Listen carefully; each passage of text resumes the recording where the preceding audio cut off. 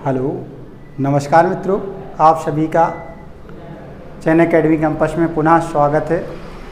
देखिए, पिछली क्लास हमने जो ली थी पॉलिटी की, उसमें बताया था संवैधानिक विकास कि संविधान के बारे में बताया था, प्रांतीय सभा क्या है, कैबिनेट मिशन बताया था कि कैबिनेट मिशन के प्रस्ताव पर संवैधानिक सभा का गठन किया गया था, और जो अंतरिम सरकार बनी थी उसका मंत्रिमंडल भी बताया था, और संविधान की उत्पत्ति भी बताई थी, उसके बारे में बताया था। अब उसी को आगे बढ़ाते हुए हम देखा जाए, जब हमने बताया था आपको कि संविधान की प्रथम बैठक जो हुई थी, ठीक है, तो प्रथम बैठक जो हुई थी आपकी कब हुई थी, तो वो आपकी होती है 9 दिसंबर 1946 ईस्वी को। 9 दिसंबर 1946 को प्रथम बैठक होती है, जिसके अस्थायी अध्यक्ष बनाए जाते हैं डॉक्टर सच्चिदानंद सिन्हा जी को।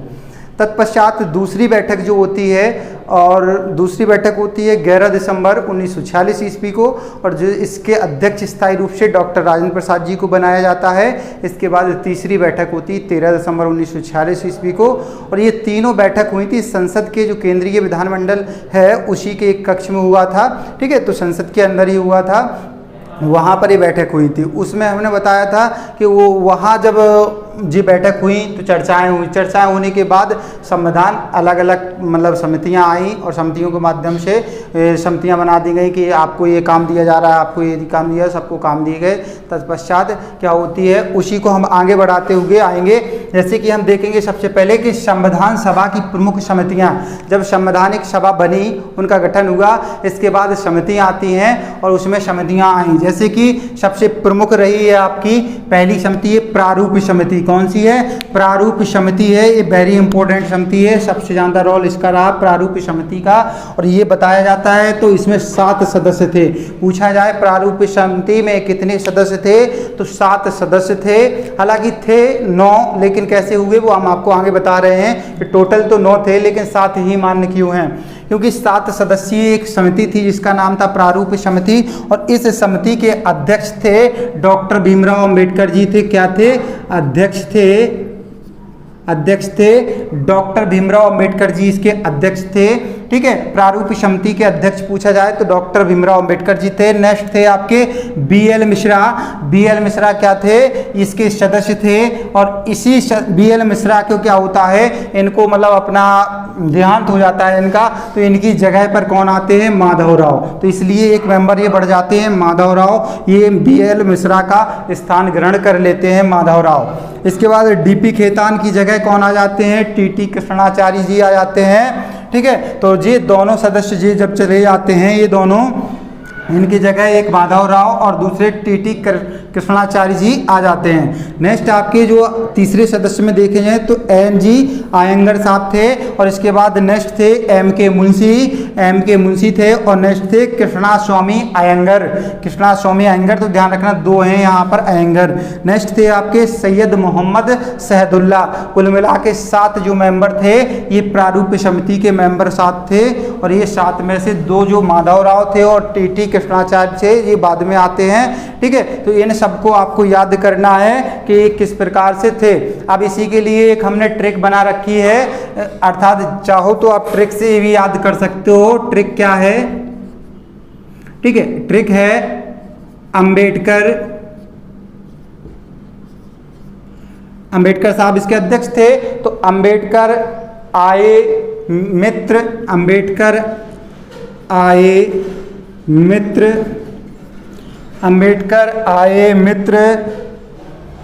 मुंशी कृष्णा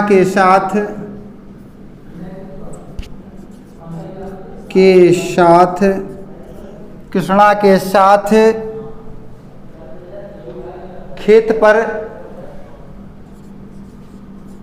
खेत पर अर्थात ट्रिक क्या होगी? अंबेडकर आए मित्र मुंशी कृष्णा के साथ खेत पर। क्या हुआ? अंबेडकर आए मित्र मुंशी कृष्णा के साथ खेत पर। तो इसके अध्यक्ष जी थे, जो थे अंबेडकर जी थे, ठीक है। अंबेडकर साहब का पहला नाम हो गया, ठीक है। अंबेडकर जी इसके थे क्या? अध्यक्ष थे, ये आए। इसके आए मतलब अयंगर साहब, तो यहाँ पर आपका अयंगर साहब NG अयंगर साहब आए। फिर मित्र आपके थे, तो मित्र हमने आपका BL मिश्रा को बताया। और इसके बाद मुंशी थे तो आपके KM मुंशी जी हैं। और इसके बाद कृष्णा थे तो कृष्णा स्वामी अयंगर साहब हैं, तो कृष्णा स्वामी अयंगर साहब हैं। और इसके बाद में हमने कहा कि साथ मतलब सैयद मोहम्मद सादुल्ला, और खेत पर मतलब यानी कि DP खेतान, ठीक है, ये आपके DP खेतान, इतने लोग आपके तो 7 मेंबर हो गए। देखो अध्यक्ष थे अंबेडकर जी, अयंगर साहब दूसरे सदस्य थे, तीसरे थे आपके मिश्रा साहब जो हैं BL मिश्रा तीसरे थे, और मुंशी KD मिश्रा मुंशी जी थे, ये आपके चौथे हो गए, मुंशी साहब हैं MK मुंशी। और इसके बाद कृष्णा अयंगर साहब जी थे 5वें, ठीक। इसके बाद के 7 सैदुल्ला साहब थे 6वें, और 7 में DP खेतान थे, ठीक है। तो ये 7 लोग थे, ये 7 लोग इस कमेटी के मेंबर रहे हैं। बाद में BL मिश्रा की जगह और एक आपके NG अयंगर, एक BL मिश्रा, एक DP खेतान, एक मिश्रा और एक खेत, ये 2 चीज़ें बदल गई हैं। और इनकी जगह कौन कौन आ गया है, तो माधवराव और कृष्णाचारी जी आ जाते हैं, इनकी जगह कृष्णाचार्य आते हैं, कृष्णाचारी, और इसकी जगह माधवराव जी आते हैं मित्र की जगह, ठीक है। तो ये आपके 7 मेंबर थे प्रारूप समिति में, वेरी इंपॉर्टेंट है प्रारूप समिति। और ज़्यादातर इनने ही प्रारूप समिति के सदस्य ने ही बहुत बड़ा संविधान में योगदान दिया। और इसके बाद नेक्स्ट थी संघीय संविधान समिति, बोल सकते हैं संघीय संविधान समिति, या फिर शक्ति समिति बोल सकते हैं हम, या संघ शक्ति समिति होती है, ठीक है, संघ शक्ति समिति। तो इस समिति के जो अध्यक्ष थे वो थे जवाहरलाल नेहरू। कौन थे, जवाहरलाल नेहरू, ठीक है। तो जवाहरलाल नेहरू जी थे किसके, संघीय संविधान समिति के, और संघ शक्ति समिति के अध्यक्ष थे जवाहरलाल नेहरू जी थे। इसके बाद नेक्स्ट आती है कार्य संचालन समिति, तो कार्य संचालन समिति के अध्यक्ष थे KM मुंशी आपके कार्य संचालन समिति के अध्यक्ष थे। नेक्स्ट थे झंडा समिति, तो झंडा समिति के कौन थे अध्यक्ष, डॉक्टर राजेंद्र प्रसाद। हाँ दोस्तों, यहाँ पर कन्फ्यूजन की बात यह है कि जो छोटे एग्जाम हो गए आपके, उन एग्जामों में कहीं कहीं डॉक्टर राजेंद्र प्रसाद की जगह, इनकी जगह आपका दूसरा दिया जाते हैं। अर्थात यहाँ पर ये नाम डॉक्टर राजेंद्र प्रसाद बहुत कम ही आता है, और डॉक्टर राजेंद्र प्रसाद का नाम हटा करके वहाँ पर आपकी कृष्णा स्वामी जी को नाम दे दिया जाता है, या कृपलानी जी का, ठीक है। तो यहाँ राजेंद्र प्रसाद की जगह कहीं कहीं पर क्या होता है, कृपलानी जी का नाम रहता है, कृपलानी, GP कृपलानी साहब का नाम यहाँ पर आ जाता है, क्योंकि कहीं छोटे एग्जामों में यही पूछ लिया गया है झंडा समिति, तो ऑप्शन में राजेंद्र प्रसाद ही नहीं है, सिर्फ क्या है GP कृपलानी। देखो जो आपकी वास्तविक रूप से देखा गया है कि झंडा समिति के अध्यक्ष थे डॉक्टर राजेंद्र प्रसाद, ये सत्य है, ये बड़े आयोगों ने माना है, जैसे UPSC आयोग, UPPSC आयोग ने राजेंद्र प्रसाद को झंडा समिति का अध्यक्ष माना। लेकिन छोटे जो कमेटियां हैं या छोटे एग्जाम हो गए वहाँ पर इनको, क्योंकि ये ऑप्शन में नहीं, तो ध्यान देना है आपको, इस पर बहस नहीं करना है कि कौन सही है कौन गलत, सही ये है डॉक्टर राजेंद्र प्रसाद। लेकिन बट जब ऑप्शन में नहीं है तो आप कृपलानी जी को लगा सकते हो, JP कृपलानी जी को आप लगा सकते हो, JP कृपलानी, ठीक है। यदि आपको ऑप्शन में डॉक्टर राजेंद्र प्रसाद नहीं मिलता है तब आप JP कृपलानी लगाएंगे। यदि ऑप्शन में पहले फर्स्ट नंबर आपको दिख रहा है कि राजेंद्र प्रसाद है तो इन्हीं को लगाना, 100% आपको मार्क दिए जाएंगे, इसमें कोई कंफ्यूजन की आवश्यकता नहीं है, ठीक है। नेक्स्ट है प्रांतीय समिति। प्रांतीय समिति जो है, प्रांतीय समिति के आपको पता है प्रांतों का एकीकरण किसने किया था, सरदार वल्लभ भाई पटेल ने। तो प्रांतीय समिति के जो कौन थे, इसके आपके सरदार वल्लभ भाई पटेल जी थे, प्रांतीय समिति के क्या थे, ये आपके अध्यक्ष थे, ठीक है। तो ये सारी मुख्य हमने समितियां ली हैं, इन समितियों के बारे में भी जाना है। अब हमने देखा ये समिति ने सबने अपनी अपनी रिपोर्ट दे दी, ठीक है। जब संवैधानिक रूप से सबकी रिपोर्ट मिल जाती है तभी आपको 26 नवंबर 1949 को आंतरिक रूप से जो होता है क्या है, संविधान पारित होता है, ठीक है। कब, 26 नवंबर 26 नवंबर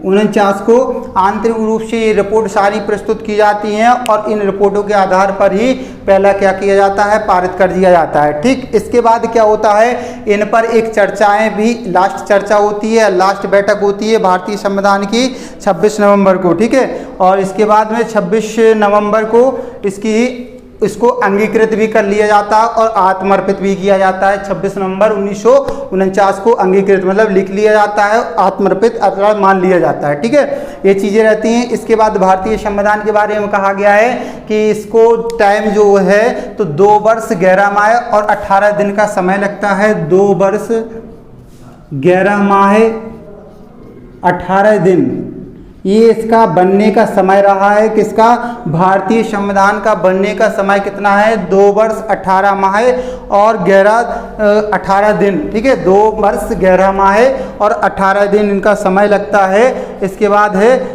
एक और क्वेश्चन आता है, संवैधानिक सभा की अंतिम बैठक कब हुई। ठीक है, क्वेश्चन आता है संवैधानिक सभा की अंतिम बैठक कब हुई, तो 24 तारीख को। ठीक है, कब होती है, 24 आपकी होती है 24 नवंबर। ठीक है, 24 तारीख को, 24 जनवरी 1950 को। ठीक, 24 जनवरी 1950 को इसकी अंतिम बैठक होती है। किसकी, संविधान सभा की अंतिम बैठक कब हुई, तो 24 जनवरी 1950 को संविधान सभा की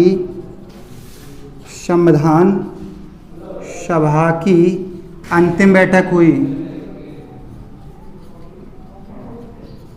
पूछा जाए आपसे संविधान सभा की अंतिम बैठक कब हुई, तो 24 जनवरी 1950 को संविधान सभा की अंतिम बैठक होती है। इसके बाद आपको पता है कि 26 जनवरी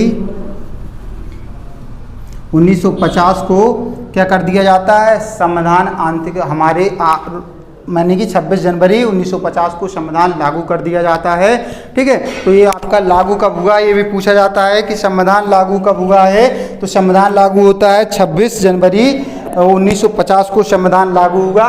तो दोस्तों ये इस प्रकार हमारे संवैधानिक सभा की जो समितियां बनी हैं और उनके जो कार्य रहे हैं, इसके बाद जो संविधान का हमारा निर्धारण कैसे लागू हुआ। ठीक है, तो ये है। अब एक क्वेश्चन और बनता है, जब संविधान लागू हुआ या मतलब भारत जब आज़ाद हुआ उस समय यानी कि भारत के और ब्रिटेन के प्रधानमंत्री का नाम क्या था, ये भी कई बार पूछा गया है। तो उस समय ब्रिटेन के जो प्रधानमंत्री थे उनका नाम था क्लीमेंट एटली। ब्रिटेन के प्रधानमंत्री क्लीमेंट एटली और भारत के जो वायसराय थे लॉर्ड माउंटबेटन जी थे। ठीक है, तो ये दोनों उस समय रहे हैं। तभी क्या होता है, 24 जनवरी 1950 को संविधान सभा की अंतिम बैठक होने के बाद 26 जनवरी 1950 को संविधान लागू कर दिया जाता है। ठीक है, तो ये आपको पता है 26 जनवरी को लागू क्यों किया गया है, ये सब लोग जानते हैं कि 26 तारीख को 1929 में लाहौर नदी के तट पर सबसे पहले हमने स्वतंत्रता दिवस के रूप में मनाया था। उसी के लिए ये हमारा 26 जनवरी को 1950 को लागू किया गया। ठीक है, तो आई होप मुझे समझ में आता है, आप लोगों को काफ़ी अच्छा समझ में आया हो। और जो स्टूडेंट ऑफलाइन पढ़ रहे हैं वो घर पर इस क्लास के माध्यम से आप रिवीजन कर सकते हैं। और जो अभी क्लास ऑफलाइन लेने नहीं आ रहे हो शायद कुछ हेल्प इससे आ जाए, क्योंकि सारा नोट्स तो हम यहाँ से आपको दे नहीं देंगे, बाकी हो सकता है तो हम PDF माध्यम से आप तक भेज देंगे नोट्स।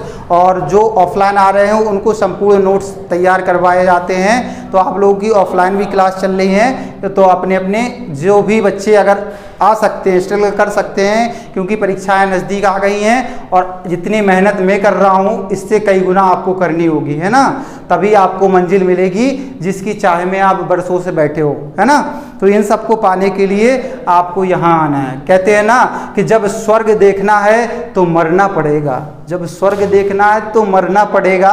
कोई और देख के बताए तो क्या एहसास होगा, है ना। तो स्वर्ग देखना है तो खुद मरना पड़ेगा, खुद यहाँ आना होगा और खुद पढ़ना होगा, जब ही आपकी जो स्वर्ग रूपी आपकी जो टारगेट है वो आपको मिलेगा। ठीक है, तो आई होप आज की क्लास हम यहीं ख़त्म करते हैं, नेक्स्ट क्लास में मिलेंगे। ठीक, धन्यवाद। आप इस क्लास को अपने मित्रों तक अवश्य भेजें। Thank you.